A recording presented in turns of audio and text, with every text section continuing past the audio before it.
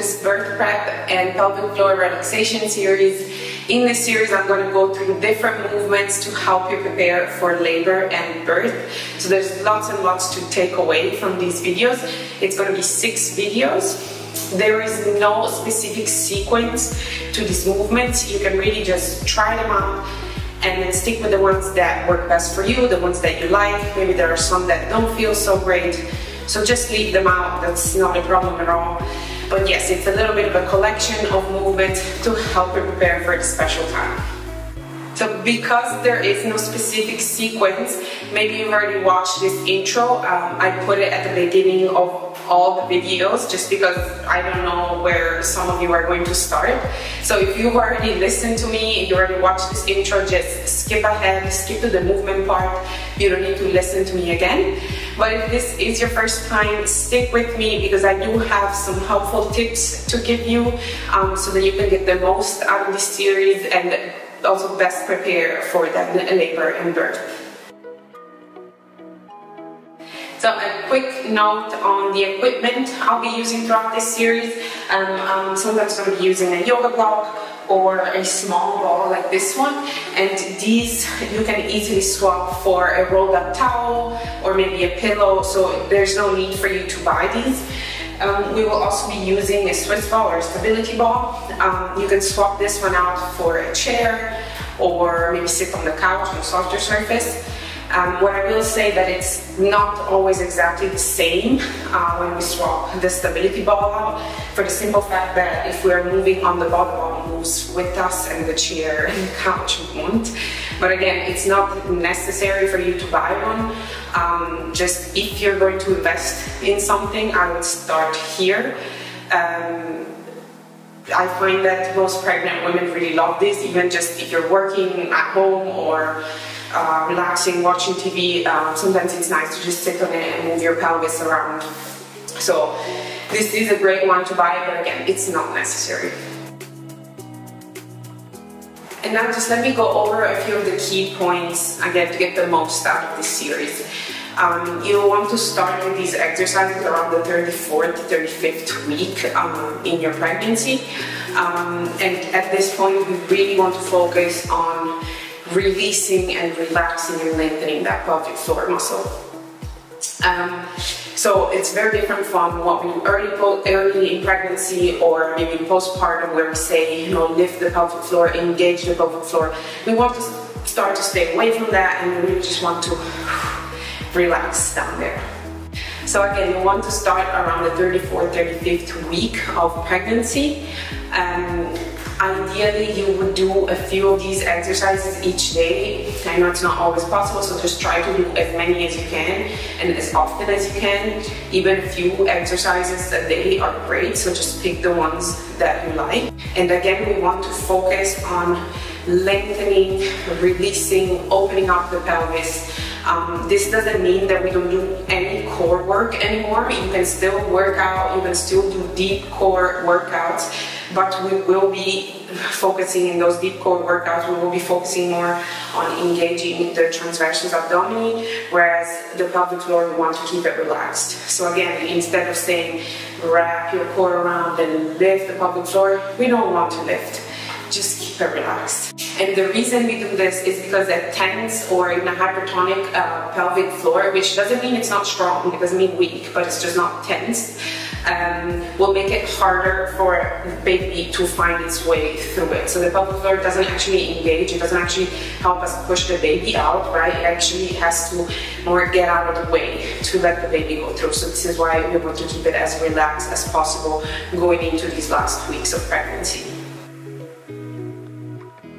And also another quick little note on weightlifting. If you're still going to the gym and lifting weights, that's totally fine. You can keep doing that.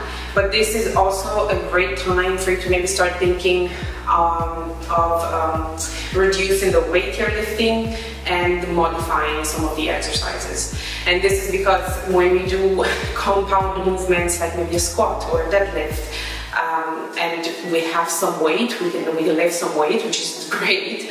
But the pelvic floor cannot help but engage in those movements. So again, you can keep doing that. It's also great to keep working out, but try to maybe dial it back with the weight a little bit and focus on technique, and then do these relaxation movements on the side. So as a final note, in this series, we're really going to be focusing on releasing and relaxing that pelvic floor. We're going to be focusing on opening up the pelvis and the hips. This is going to create more space for baby to descend and then eventually come out. We're going to be doing this through different stretches, mobility, and lots of breathing work. So I know that sometimes you might be thinking, well, what exactly do I have to do? This feels weird, or I'm not doing it right. Just keep at it. This is a skill that has to be learned, and it takes practice. So just find the movements that work best for you and keep at it, keep at it. You still have quite a few weeks to prepare for birth, and I promise it will make a difference. Alright, all that being said, let's get into today's movements.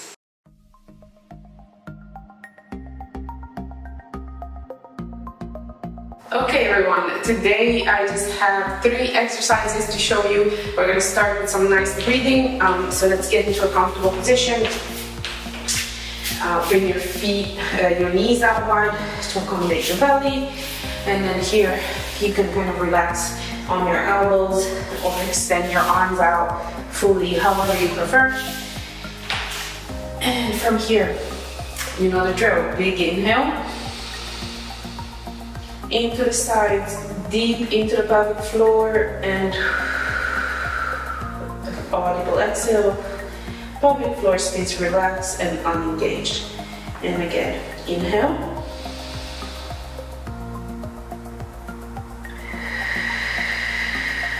Exhale. You might engage your deep core muscles on the exhale a little bit, but not the pelvic floor.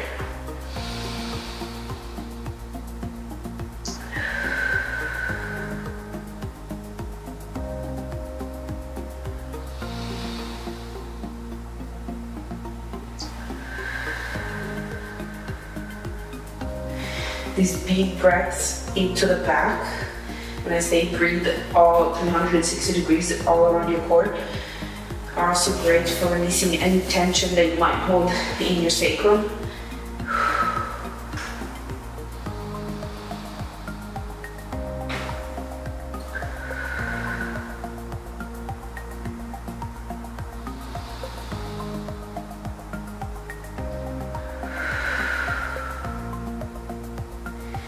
Alright, this is one more. And the long exhale. Okay, for the second exercise, we're going to be using our ball.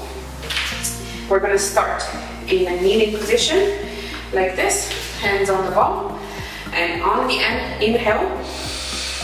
Again, big inhale into the pelvic floor, into the sides, into the back. We're going to roll out, okay, until here. So big inhale. And then on the exhale, we are going to roll back. This also creates some spine mobility. So inhale, arching through the lower back, and come back rounding. And again, inhale.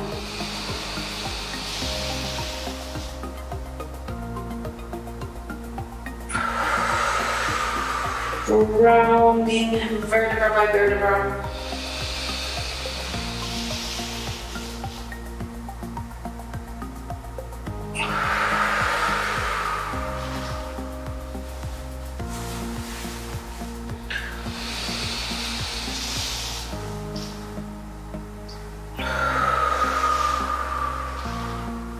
And let's do one more.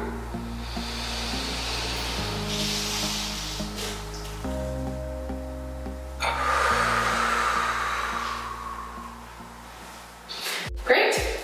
And for our last exercise, we're going to have our knees about hip width apart.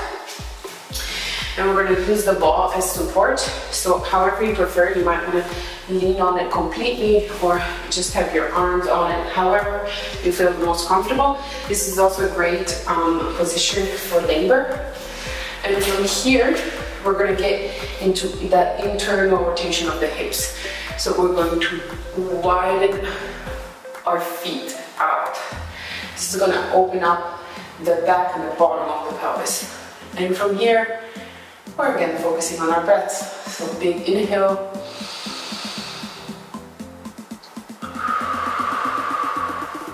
And long exhale.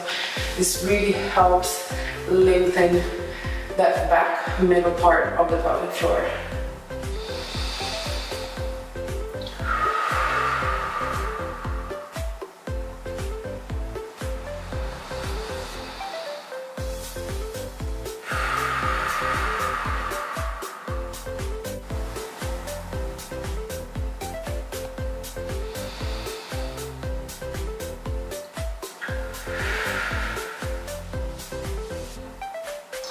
Moving your feet out really gets your hips into an internal rotation, which is going to be great for the latest part of labor or for birth. So when a baby is really ready to come out of the head.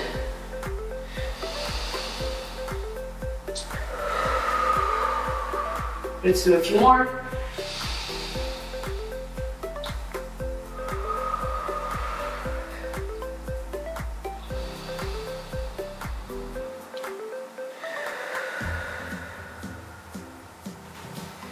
And break. Alright, that's it for this video. Let me know if you like these exercises, if you find them useful, and I'll see you in the next one.